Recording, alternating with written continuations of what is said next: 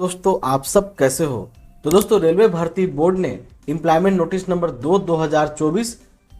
से संबंधित टेक्नीशियन की जो नोटिफिकेशन निकाली थी और बाद में टेक्नीशियन ग्रेड 3 में वैकेंसी को इंक्रीज कर दिया गया था, तो उससे ही संबंधित एक कॉरिजेंडम और अडेंडम जारी किया है। जहां दोस्तों पहले जो वैकेंसी नोटिफाइड की गई थी, अब उसमें इनहेंस करके ये कॉरिजेंडम और अडेंडम जारी किया गया है। तो आपको बता दें दोस्तों कि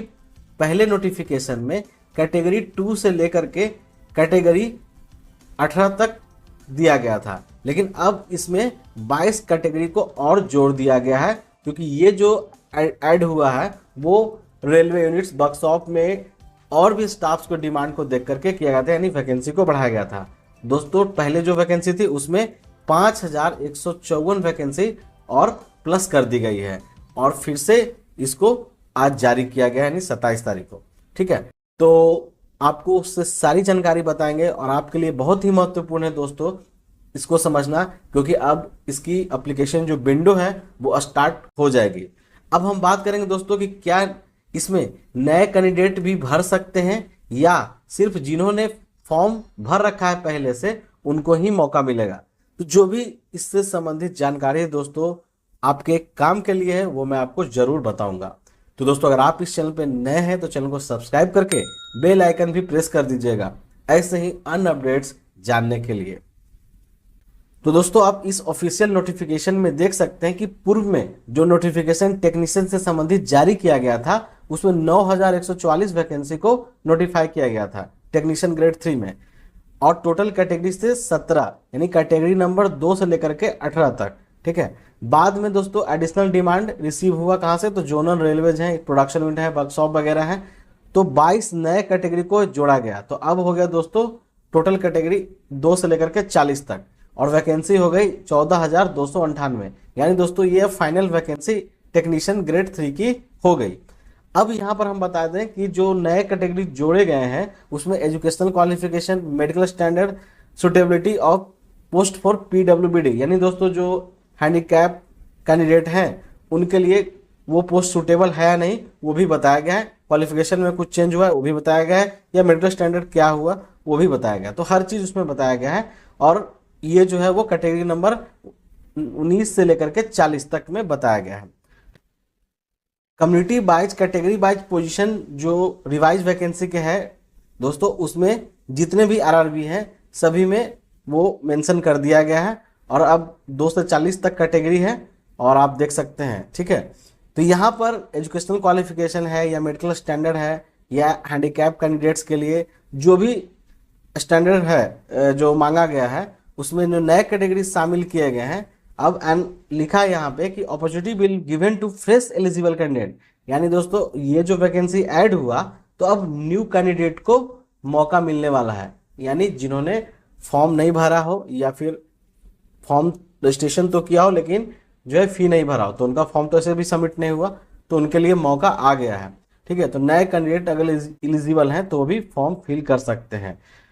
अब इसके बाद दोस्तों existing candidates will also be given an opportunity, यानी जो पहले से फॉर्म कंप्लीट कर चुके हैं,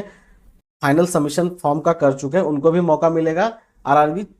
जो है ऑप्शन चेंज करने का, यानी जैसे एएलपी में हुआ तो उसी तरह से इसमें भी चेंज कर सकते हैं प्रेफरेंस वगैरह जोनल रेलवे जहां पर उन्होंने अप्लाई किया है। ठीक है, तो उनके लिए भी मौका है कैटेगरी नंबर 2 से लेकर के 40 तक।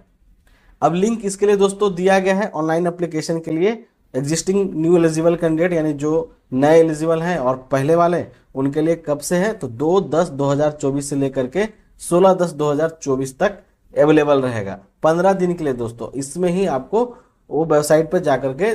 आपको अपडेट करना है या नए को अप्लाई करना है। Modification window for correction in application, यानी जिनका फॉर्म कुछ गलत हो गया है तो वो अतिरिक्त 250 रुपये दे करके प्रत्येक मॉडिफिकेशन के लिए 5 दिन के अंदर जो है वो कर सकते हैं, 17/10/2024 से लेकर के 21/10/2024 के बीच। ठीक है, यानी आप अपने एप्लीकेशन में करेक्शन वगैरह कर सकते हैं 250 रुपये खर्च करके, यानी एक करेक्शन करेंगे तो 250 रुपये, फिर दोबारा करेंगे तो फिर 250 लग जाएगा, तो इसके लिए ध्यान दीजिए। ये separate notice will be published about the modalities procedure to get the existing application data new application submission, यानी दोस्तों एक सेपरेट नोटिस आएगा जिसमें बताया जाएगा कि कैसे नए और पुराने कैंडिडेट जो हैं वो अपना एप्लीकेशन में मॉडिफाई कर सकते हैं, फिल कर सकते हैं, जो भी चीज़ें हैं। This corrigendum and addendum two including annexure supersedes the corrigendum and addendum 1, यानी पहले जो कॉरिजेंडम और अडेंडम आया उसको समाप्त करके ये अब नया लागू हो गया है। ठीक है, पहले 22 तारीख को आया था। आप इसमें देख सकते हैं technician post workshop and production unit में ये जो कैटेगरी है वो ऐड किया गया है 19 से लेकर के 40 तक। ठीक है दोस्तों, तो इसमें हैंडीकैप वगैरह का किसमें एलिजिबिलिटी है वो आप देख सकते हैं अपने खुद के जो आपके हैंडीकैप की कैटेगरी है उसके हिसाब से। और दोस्तों यहाँ पर दिया गया क्वालिफिकेशन क्या मांगा गया है, जो भी है उसमें नए नए कैटेगरी जितने भी आए हैं उस सब में अलग अलग क्वालिफिकेशन जो भी मांगा गया है वो आप देख सकते हैं। तो ये आप देखिए यहाँ पे अलग अलग बोर्ड में सभी जो वैकेंसी की स्थिति है वो दिखाई गई है। तो आप नोटिफिकेशन को डाउनलोड करके अच्छे से समझें और उसमें आप अपने हिसाब से जो भी प्रेफरेंस देना हो, मॉडिफिकेशन करना हो, वो आप कर सकते हैं। अब दोस्तों हमने अडेंडम देख लिया, लेकिन एक इंपॉर्टेंट नोटिस भी रेलवे की तरफ से जारी किया गया है। तो दोस्तों सबसे पहले कैंडिडेट्स को ये ध्यान देना है कि वो क्या कर सकते हैं क्या नहीं कर सकते। तो सबसे पहले दोस्तों यहाँ पर लिखा है कि normal window period for a 15 days will start हो जाएगा 2/10/2024 से 16/10/2024 के 12 बजे तक। अब दोस्तों कैंडिडेट जो भी उनको लॉगिन करना होगा, ये वेबसाइट का लिंक दिया गया है, वहां पर जाकर के अपना जो भी करना है वो कर सकते हैं, उसमें मॉडिफिकेशन या नया अप्लाई करना हो। यहाँ पे existing paid candidates of technician grade 3 के बारे में बताया गया है। तो सबसे पहले पढ़ते हैं इसको कि क्या कहा गया है, और ये आपको जानना बहुत ही इंपॉर्टेंट है कि दोस्तों the candidate who have applied to any one of or more categories of category number 2 to 18, यानी दोस्तों किसी भी कैंडिडेट ने अगर एक से ज़्यादा कैटेगरी के लिए अप्लाई किया है कैटेगरी नंबर 2 से 18 तक में, तो दोस्तों और उन्होंने पेड किया है फी भी सक्सेसफुली, तो उनको अब एग्जिस्टिंग कैंडिडेट माना जाएगा, यानी एग्जिस्टिंग पेड एप्लीकेंट्स माना जाएगा, यानी दोस्तों वो फ्रेश कैंडिडेट नहीं माने जाएंगे। They can avail window period from 2/10/2024 से 16/10/2024 विदाउट एनी फी पेमेंट, यानी उनको अब दोबारा फी पेमेंट नहीं करना है। उसके बाद लिखा है दोस्तों they must use existing user credential to avail this facility, यानी आपने पहले जो लॉगिन पासवर्ड से अप्लाई किया है उसी से ही करना है दोस्तों, यानी पहले का ही यूजर आईडी वगैरह यूज करना है, नया कुछ भी नहीं करना है। ठीक है, आगे देखें these candidates can apply modify category number 2 to 18 and also will have access for new categories 19 to 14, यानी दोस्तों वो तो मॉडिफाई या फिर चेंज वगैरह करना है, पहले जो अप्लाई किया आपने 2 से 18 के उसमें तो कर ही सकते हैं, साथ में जो नया कैटेगरी 19 से 40 जुड़ा है इसमें भी आप अपना चेंज बेंच चुन सकते हैं, कर सकते हैं, यानी आपको उसी फी में एप्लीकेबल है, नया फी इसके लिए नहीं देना है। आगे देखिए they will get access only for educational qualification, re uploading of photograph and signature, change of RRB and post preference for all technician grade 3 categories, यानी 2 to 40। यानी दोस्तों आपको क्या मिलेगा वहां पर एक्सेस, तो एजुकेशनल क्वालिफिकेशन को चेंज कर सकते हैं, यानी जो भी री अपलोडिंग ऑफ फोटोग्राफ सिग्नेचर हो गया, चेंज ऑफ आरआरबी हो सकता है और पोस्ट प्रेफरेंस हो सकता है, ये सब आपको मिल जाएगा 2 से 40 तक में करने के लिए, यानी आपके लिए ये एप्लीकेबल हो गया। They should not submit new application as it will tantamount to multiple application as para number 1.5 of central employment notice number 2/2024, यानी कहने का मतलब दोस्तों है कि अब उनको नया एप्लीकेशन सबमिट नहीं करना है, बल्कि पहले वाले लॉगिन पासवर्ड से ही एप्लीकेशन को ओपन करके मॉडिफाई करना है, वो लिंक आएगा उसके हिसाब से। ठीक है, तो आपको नया भरना नहीं है, बिल्कुल ये ध्यान रखें, अगर आप मल्टीपल एप्लीकेशन डालेंगे तो पूरी तरह से फॉर्म आपका जो है वो रिजेक्ट हो जाएगा, ये ध्यान रखिएगा दोस्तों। ठीक है, न्यू कैंडिडेट के बारे में बात करेंगे। The following are considered as new candidates, यानी कौन कौन कैंडिडेट्स नए हो सकते हैं for applying category number 2 to 14, यानी 2 से 40 तक अप्लाई करने लिए किनको नया कैंडिडेट कहा जा सकता है। तो सबसे पहले देखिए candidates who have submitted application and not paid the application fee for technician grade 3 2024, यानी उन्होंने एप्लीकेशन तो सबमिट किया था लेकिन फी पेड नहीं किया था, तो वो नए कैंडिडेट कहे जाएंगे। ठीक है, candidates who have paid application for category number 1, यानी टेक्नीशियन ग्रेड 1 का उन्होंने application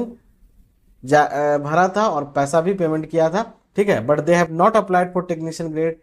3 of centralize employment notice number 2/2024, यानी टेक्नीशियन ग्रेड 1 की उन्होंने फॉर्म भर दी थी फी सहित, लेकिन टेक्नीशियन ग्रेड 3 नहीं भरी थी, तो वो भी अब इसमें एलिजिबल हैं, यानी भर सकते हैं और उनको नया कैंडिडेट कहा जाएगा। Candidate who have applied for other centralize employment notice number that is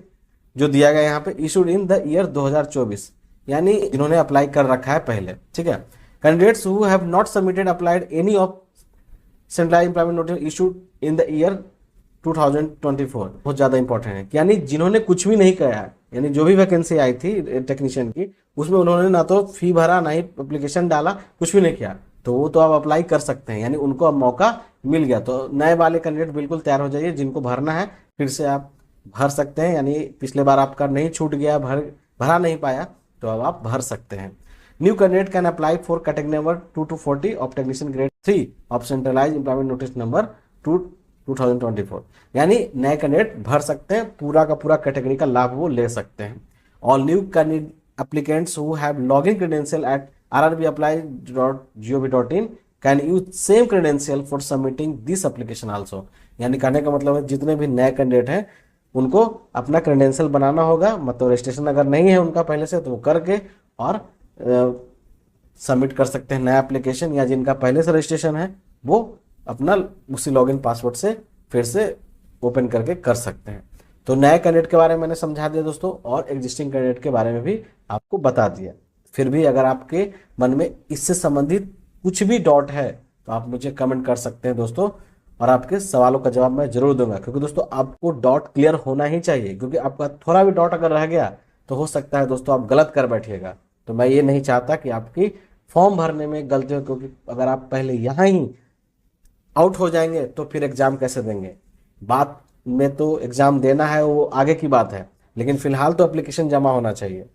तो दोस्तों उम्मीद है कि आपको ये वीडियो अच्छी लगी हो, अगर अच्छी लगी तो इसे लाइक और चैनल को सब्सक्राइब करना बिल्कुल ना भूलिएगा। तो मिलते हैं नेक्स्ट वीडियो में, तब तक के लिए जय हिंद।